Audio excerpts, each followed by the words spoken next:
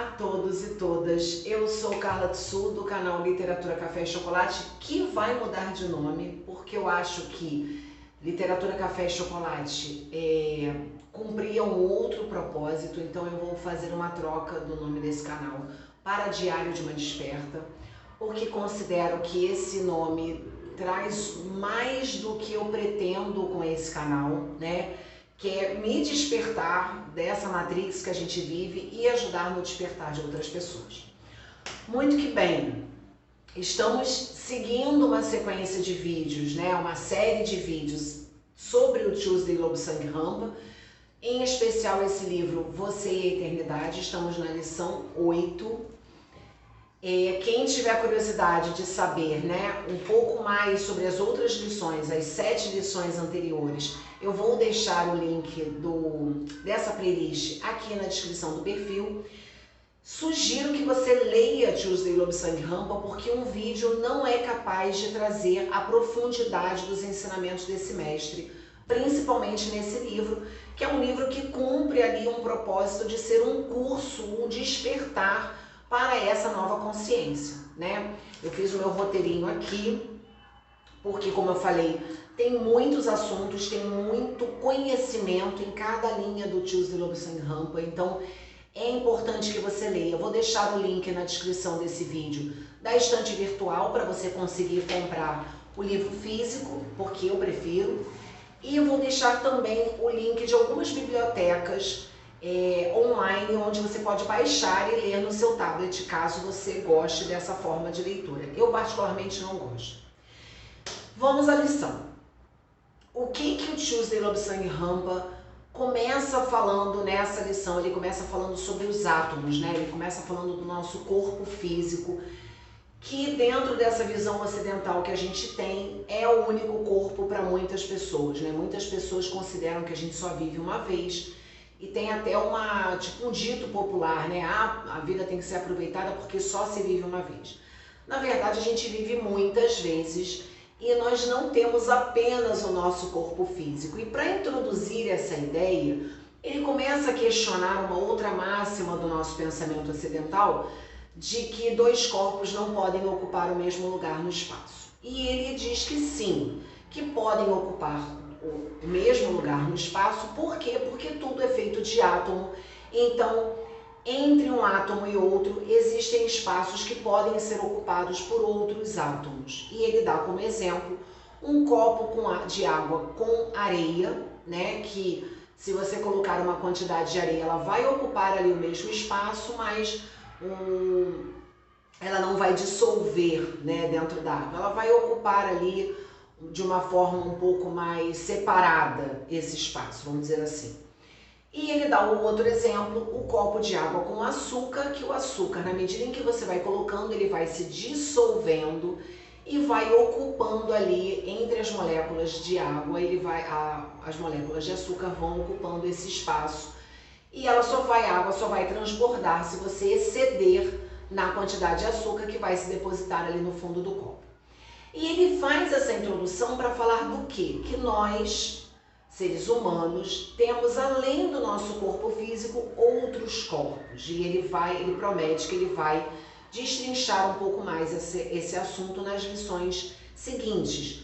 Ele começa falando a respeito do nosso corpo astral e do nosso corpo físico, que coexistem, ligados por um cordão de prata que também nos liga ao nosso eu maior, ou a nossa alma, como algumas pessoas costumam dizer, e que ele diz que não é o termo mais adequado. Muito que bem. Da mesma forma que a mãe transmite ao feto, né, ao filho que está sendo gerado, os nutrientes, os sentimentos, os pensamentos, através de um cordão umbilical, o nosso eu maior também transmite a nós aqui na Terra impressões, conhecimentos, insights, lembranças, sentimentos, já tinha falado de sentimentos, pensamentos, situações que vão nos ajudar aqui nesse embate que é o planeta Terra, que é o lugar onde o homem se encontra encerrado no corpo físico, como ele estivesse num carro, seguindo na direção de um outro lugar, né? E ele diz que assim como o homem está no carro e pode sair do carro, O homem, né, o corpo astral pode também, e na maioria das vezes em que a gente dorme, sai desse corpo físico e vai em busca de conhecimento ou vai em busca de outras experiências. Sacou? E ele diz que algumas pessoas não conseguem fazer isso por inúmeras razões. Uma delas, o medo. A segunda delas, o pensamento. O pensamento muito voltado para essa matéria, para essa matrix que a gente vive, que nos diz o tempo todo que viagens astrais são impossíveis de acontecer, que o espírito não existe, que existe apenas o que a gente pode ver e o que a gente pode tocar. Então ele começa introduzindo esse assunto de viagem astral, falando que na maioria das vezes e na maioria dos humanos é muito comum que a gente tenha esse deslocamento do corpo astral no momento do sono. E que algumas pessoas se recordam de experiências vividas sob a forma de sonho. Ah, Carla, mas o Freud já disse que a gente sonha com as nossas pulsões e as nossas... Tudo bem, concordo. A gente sonha com as nossas pulsões, com os nossos desejos, com os nossos medos, mas quem te garante que esse sonho não foi também uma experiência na vivência dessas pulsões e desses desejos? Quem nos garante que não? Né? E é exatamente o que o Jus de Lobsang rampa. Eu estou aqui olhando meu roteiro para ver se eu não esqueci de nada. Então, assim, essa matrix terrena que a gente vive, ela insiste em dizer que tudo isso vive no campo da imaginação e fecha a imaginação como uma coisa nociva, como fantasia, como mentira. E, na verdade, é através da nossa imaginação, em um momento meditativo, em um momento de contemplação, que a gente pode fazer uma viagem astral consciente. Né, com o desejo de fazer uma viagem astral.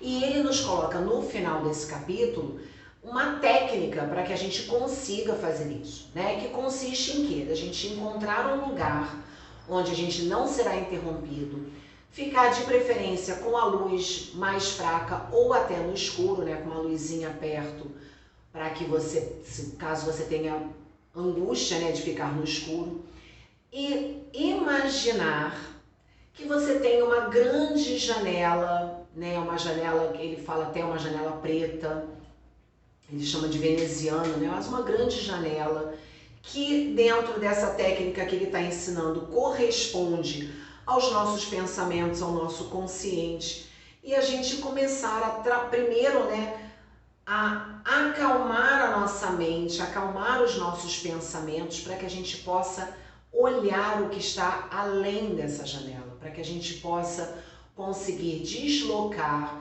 Tem uma palavra que os espíritas usam muito, desdobrar, fazer esse desdobramento consciente do corpo astral, né, entre o corpo astral e o corpo físico, para que você possa fazer uma viagem astral.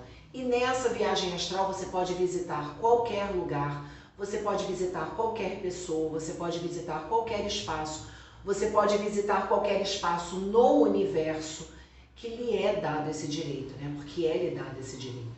E aí muitas pessoas, quando vão fazer uma viagem astral, ficam com aquele medo, né? Porque o medo é o primeiro obstáculo para uma viagem astral. E o medo alimenta o nosso pensamento, é uma coisa meio de infinito, né? É o medo que alimenta o pensamento que alimenta o medo. É um ciclo vicioso que a gente vive. Qual é o principal medo das pessoas? Que o cordão de prata se rompa. E ele diz que ele não vai se romper na viagem astral porque a gente viaja, né? A gente faz esse desdobramento todas as noites, a maioria de nós todas as noites quando vai dormir. Então não é pela viagem astral que seu cordão de prata será rompido, e sim no momento em que ele tiver que ser rompido, né? No momento da morte.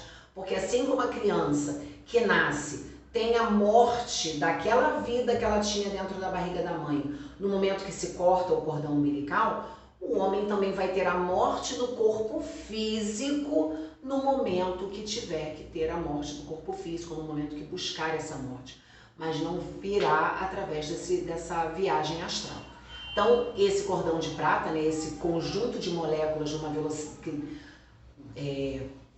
gravita numa velocidade absurda, ele não será rompido através dessa viagem astral.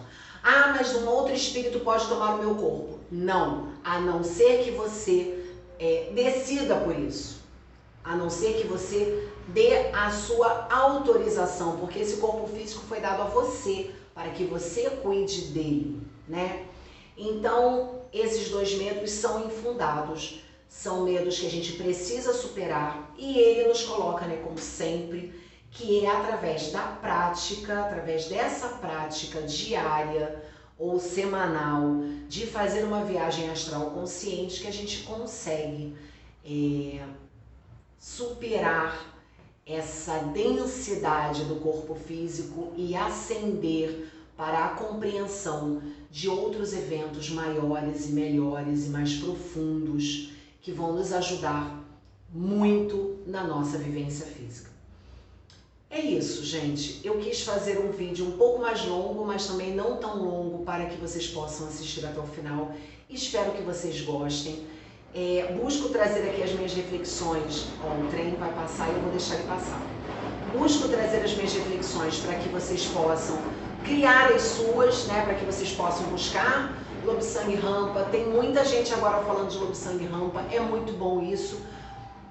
Porque eu acho que chegou o momento da gente compreender esse mestre. Então espero que eu tenha ajudado com as minhas reflexões e espero que vocês estejam por aqui. Dê aquele joinha se você curtiu o vídeo, compartilha com alguém que você acha que pode curtir também esse vídeo e esses conhecimentos. Um beijo de luz no centro do seu coração.